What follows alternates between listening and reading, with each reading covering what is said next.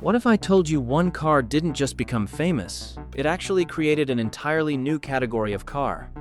This is the story of the Ford Mustang, a machine that started in 1964 as an affordable sporty coupe for the masses and evolved into a road-going monster that now pushes 815 horsepower.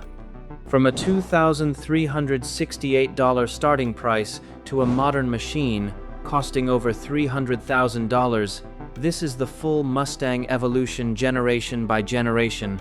And this is not just about design changes. We're talking price jumps, horsepower wars, torque monsters, and the kinds of engineering breakthroughs that made the Mustang one of the most recognizable performance cars in the world. Plus, I'll show you some wild facts and surprises that most people never hear about. 1. 1964 to 1973. The car that started it all. The Mustang made its debut on April 17, 1964 at the New York World's Fair. And from day one, it had something people instantly loved.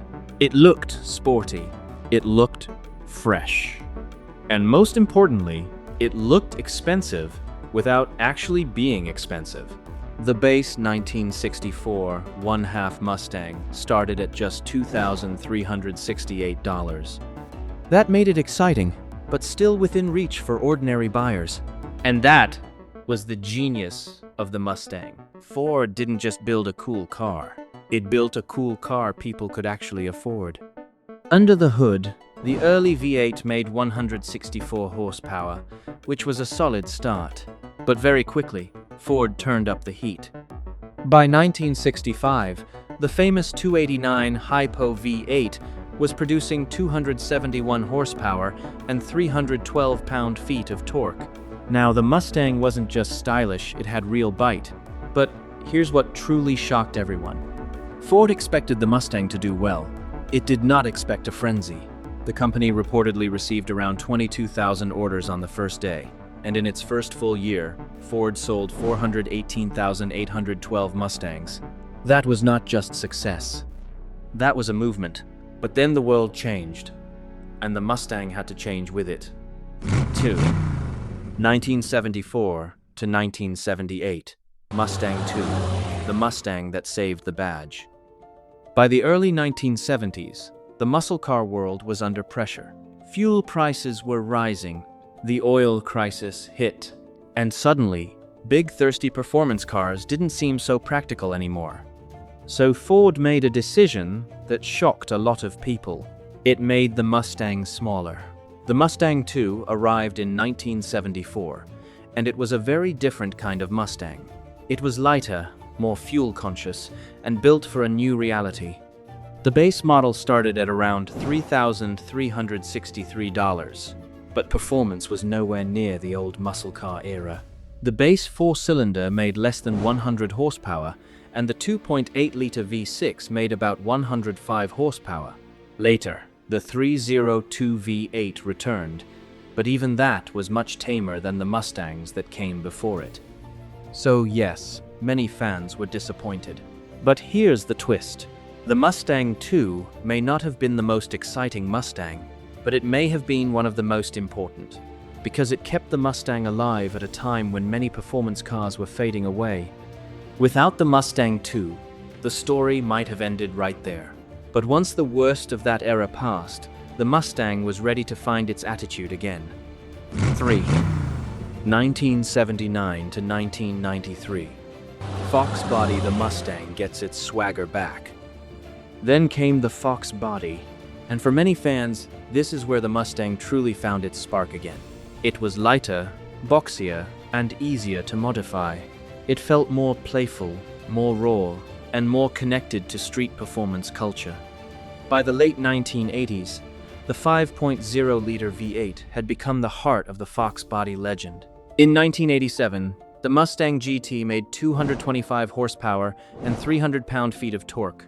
That gave it strong performance for the time, especially for the money. But the Fox Body's real magic wasn't just in the numbers. It was what people could do with it. This was the Mustang regular people could buy, tune, customize, and race. It wasn't just a car anymore. It was becoming a culture. And here's one of the biggest behind-the-scenes surprises in Mustang history. At one point, Ford almost replaced the Mustang with a front-wheel drive model based on a Mazda platform. Fans hated the idea. The backlash was so strong that Ford backed off, and that helped preserve the Mustang's rear-wheel drive identity. So, after winning back performance fans, Ford moved into the 1990s with a new design, but the same core formula. For 1994 to 2004, SN95, a new shape, same Mustang heart. In 1994, Ford gave the Mustang a major redesign. This was the SN95 generation. It had smoother styling, a more modern interior, and a more refined feel. But underneath, it still felt like a Mustang. The 1994 Mustang GT came with 215 horsepower and 285 pound-feet of torque. That helped keep the V8 spirit alive during a time when performance was still rebuilding. This generation mattered for one simple reason. It modernized the Mustang without losing its identity. It still had the classic layout people expected: front-engine rear-wheel drive and available V8 power. It didn't try to become something else. It stayed true to the formula. Then Ford did something brilliant. It looked back at the past to make the Mustang exciting again. 2005 to 2014, retro revival, the Mustang becomes cool again. In 2005, the Mustang got one of its smartest redesigns ever. Ford brought back styling inspired by the original 1960s Mustang, and people loved it. It felt nostalgic, but not old. Familiar, but fresh. The base coupe started at around $19,215, and the new Mustang GT made 300 horsepower and 320 pound-feet of torque from its 4.6-liter V8.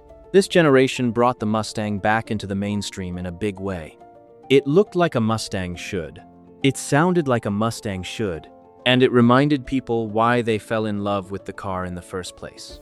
Then the Shelby models turned things up even more, adding major power and pushing the Mustang deeper into serious performance territory.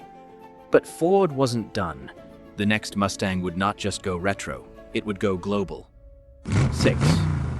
2015 to 2023, S550, the Mustang grows up. The 2015 Mustang was a huge turning point. This was the first Mustang designed to be sold broadly around the world.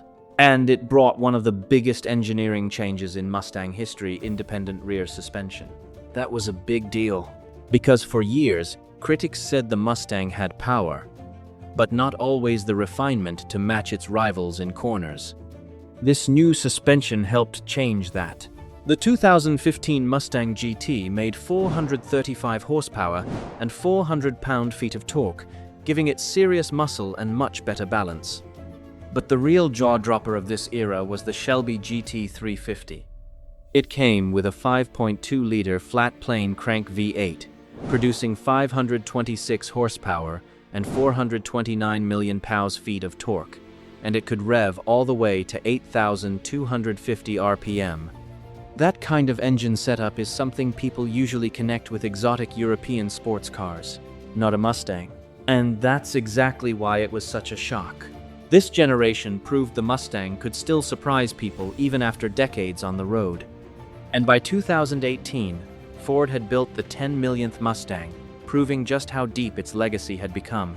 Then came the newest chapter, a Mustang built for the digital age, but still powered by old-school emotion. 2024 to present, S650, digital inside Mustang at heart. Now we arrive at the latest generation, the S650 Mustang. And what makes this car so interesting is the timing. In a world where many brands are moving away from V8 performance, Ford decided to keep the formula alive. The new Mustang features a fighter jet-inspired cockpit, large digital screens, updated styling, and stronger performance. It feels much more modern inside than any Mustang before it.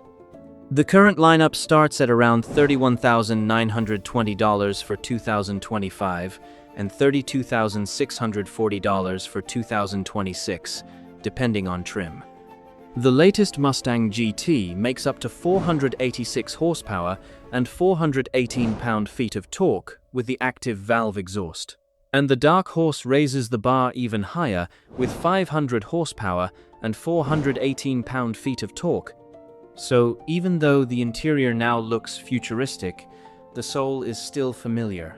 This is still a Mustang, still rear-wheel drive, still loud, still emotional, still built to make driving feel fun. And then Ford asked a crazy question. What if a Mustang didn't just compete with muscle cars? What if it challenged supercars? 8. Mustang GTD, the craziest Mustang ever built. That brings us to the Mustang GTD. And this is where the Mustang story becomes almost unbelievable. Because the GTD is not just a more powerful Mustang. It is Ford pushing the Mustang into a completely different league. Ford says the GTD makes 815 horsepower and 664 pound-feet of torque, with a top speed of 202 miles per hour. And the price, over $300,000. That alone is wild. But what really makes the GTD special is the engineering. Ford says it is the first road-going Mustang to use a dry sump oil system, which helps prevent oil starvation during extreme cornering. That is serious race car technology. It also uses advanced aerodynamics and engineering support from Multimatic, making it one of the most extreme Mustangs ever built. Think about how insane this evolution really is. The Mustang started as a sporty coupe that ordinary Americans could afford.